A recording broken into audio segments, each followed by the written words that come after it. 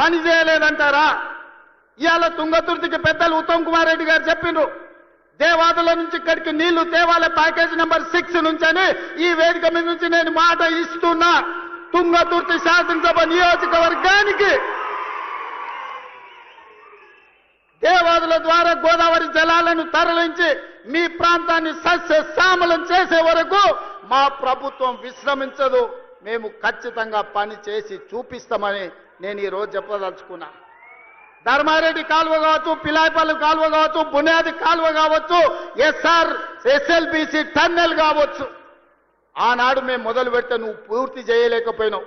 ఏట్లో రాయి తీయ కూట్లో రాయి తీయలేనోడంట ఏట్లో మునిగి పెద్ద బండరాయి తీస్తాడంట. ఈ మునగాడంట గోదావరి జలాలు తుంగతుర్తికి తెస్తాడంట. 10 ఏళ్ళు మన గడ్డి వీకినావా? ఫామ్ హౌస్లో దొర దగ్గర గాడిద పని చేసినావా అని నేను అడుగుతున్నా. 10 ఏళ్ళన్నా ఒక్కరోజన్నా ఆలోచన చేసినావా?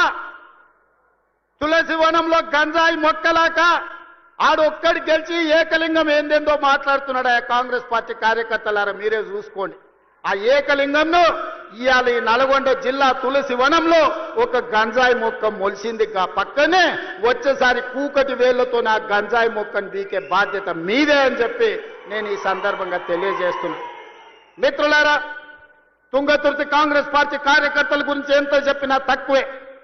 ఆనాడు మందుల శామ్యుల్కు ఢిల్లీ టికెట్ ఇచ్చినప్పుడు, కాంగ్రెస్ పార్టీ ఆశీర్వదించినప్పుడు మందుల శామ్యుల్ నేను అడిగిన పిలిచి ఎంత ఉందని 50 ఉంది సార్ అన్నాడు. మళ్ళీ ఎస్సనగదు ఉంది మందుల శామ్యుల్ దగ్గర బాగానే జమ చేసిండు అనుకున్నా. 50 అంటే అన్నా 50,000 ఉన్నాయి సార్ అన్నాడు.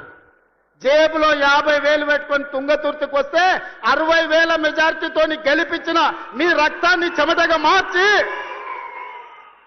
సోనియమ్మ ఆశీర్వదించి పంపించిన మందుల శామ్యుల్ జేబుల్లో సోనియమ్మ పెట్టుకొని ఫోటో పెట్టుకొని వస్తే మీరు గుండెల్లో పెట్టి చూసుకొని భుజాల మీద మోసి ఈరోజు 60,000 పైచిలకు మెజార్టీతోని ఇవాళ ఎమ్మెల్యేని చేసింది.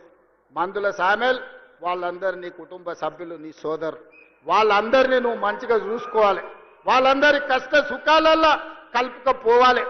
ఒకరికి బాధ ఉంటుంది, ఒకరికి దుఃఖం ఉంటుంది, ఒకరికి కోపం ఉంటుంది, ఒకరికి ఆలోచన ఉంటుంది, ఒకరికి ఆశ ఉంటుంది. నువ్వు స్థానిక శాసనసభ్యుడివి, ఓపికతోనే అందరినీ కలుపుకపోవాలి. ఎందుకంటే ఆ ఎల్లా